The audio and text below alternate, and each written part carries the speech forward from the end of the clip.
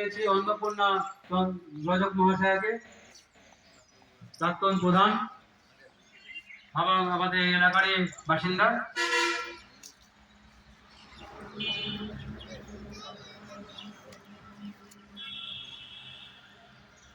দীপিকা বিশ্বাস,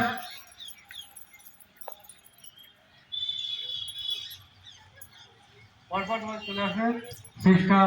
শ্রেয়া বিশ্বাস,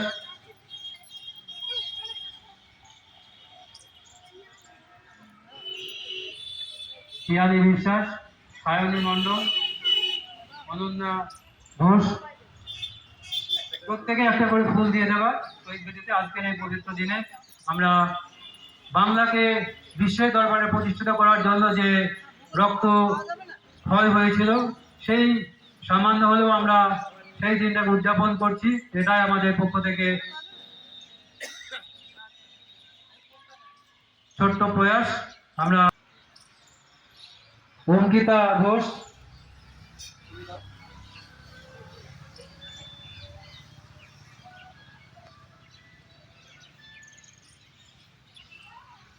আর যারা বাকি আছে তারা চলে আসবে।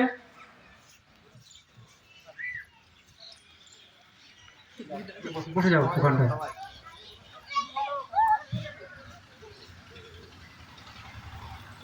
দেবী মণ্ডল,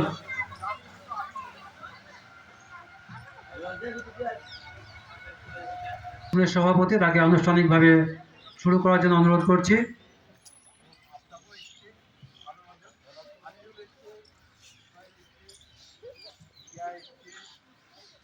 সভাপতি শ্রী নির্মল কুমার দাস মহাশয়।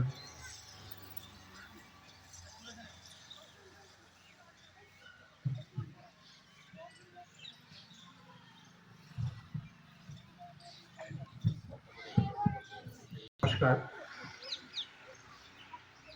উপস্থিত সকলকে কুটিপাড়া খ্রিস্টপাড়া ক্লাবের পক্ষ থেকে আজকের এই মাতৃভাষা দিবসে শুভেচ্ছা এবং অভিনন্দন জানিয়ে অল্প দু এক কথা বলতেই হয়।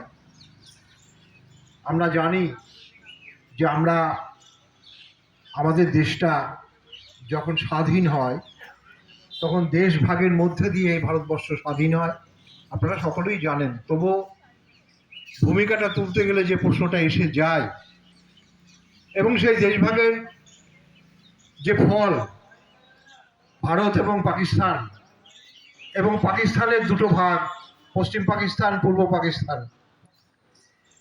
সেই পূর্ব পাকিস্তানের আপনারা সকলেই জানেন ভাষা হচ্ছে মূলত বাংলা, কিন্তু তৎকালীন যে পাক সরকার তারা জোর করে উর্দু চাপিয়ে দেওয়ার যে জায়গা, সেই জায়গাটা যখন তৈরি হয়, তার বিরুদ্ধে বাংলা ভাষার জন্য যে আন্দোলন,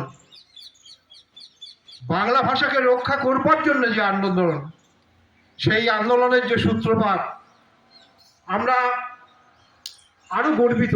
বাংলা ভাষা তো বটেই, তার সঙ্গে সঙ্গে আমরা আরো গর্বিত যে আমাদের মুর্শিদাবাদেরই ছেলে বরকত, সালানের কাছে বাড়ি, সালানের বাবলা গ্রামে বোধহয় ওনার বাড়ি ছিল। তিনিও এই আন্দোলনের অন্যতম শহীদ। আমরা মুর্শিদাবাদবাসী হিসাবে গর্ব করতে পারি যে বাংলা ভাষার যে আন্দোলন, সেই আন্দোলনে আমরা মুর্শিদাবাদ জেলাবাসী, ওখানেও প্রতি বছরই 21শে ফেব্রুয়ারি অনুষ্ঠান হয়। একবার সুযোগ হয়েছিল আমার যাওয়ার, আমি দেখি যখন খুব আড়ম্বরের সঙ্গে ওরা এই দিনটাকে পালন করে। শুধু বরকত নয়, বরকত, জাব্বার, সালাম, এদের যেসব নাম আমরা পেয়েছি, সেই নাম ছাড়াও অসংখ্য মানুষ ভাষাকে রক্ষা করবার জন্য যে রক্ত দেওয়া, এবং শুধু সেই জায়গাটাকে আরেকটা নতুন জায়গায় উন্নীত করা পড়ে হলো। আমরা আরো বেশি গর্বিত সেই বাংলা ভাষার সেই জায়গাটাকে সেই স্থানে করে নেওয়ার জন্য সেই 21শে ফেব্রুয়ারিকে আন্তর্জাতিক মাতৃভাষা দিবস হিসাবে সারা পৃথিবীব্যাপী যে পালন করা হচ্ছে মাতৃভাষা দিবস। আমরা স্লোগানের মধ্যে দিয়ে বলি যে আমার ভাইয়ের রক্তে লাগানো 21শে ফেব্রুয়ারি আমি কি ভুলতে পারি। আজকে সেই বাংলা ভাষার উপরে যেভাবে আমরা নিজেরা যেভাবে সরে আসতে চাইছি, আমাদের যেটা মনে হচ্ছে যে বাংলা ভাষাকে একটা আন্দোলনের মধ্যে দিয়ে যে জায়গায় নিয়ে যাওয়া হয়েছে, আজকে একটু যদি আমরা অনুধাবন করে দেখতে পাই যে আমরা যদি কলকাতার দিকে চলে যাই, কাউকে যেন বাঙালি বলে মনে হয় না, সবই হিন্দিভাষী হয়ে যাচ্ছে। আজকে ভাষার উপরে আক্রমণটা এখনো আছে, এখনো চলছে। আমরা যদি সচেতন না হই, আমরা যদি বাংলা ভাষাকে সেইভাবে এগিয়ে না নিয়ে যাওয়ার জন্য যদি আমরা ভাষাকে সেইভাবে ব্যবহার করার দিকে না যাই, তাহলে কিন্তু আমাদের বাংলা ভাষা যে চক্রান্ত সরকারি যে জায়গাগুলো আছে, অন্য ভাষাকে চাপিয়ে দেওয়ার যেসব সুযোগ, সেই জায়গাগুলো চলে আসতে পারে। আমি আমার বক্তব্য দীর্ঘায়িত করবো না। আমরা পুঁথিপাড়া খ্রিস্টমাস ক্লাব গতবারও করেছিলাম, ছোট্ট করে আজকে এই অনুষ্ঠানটা করছি।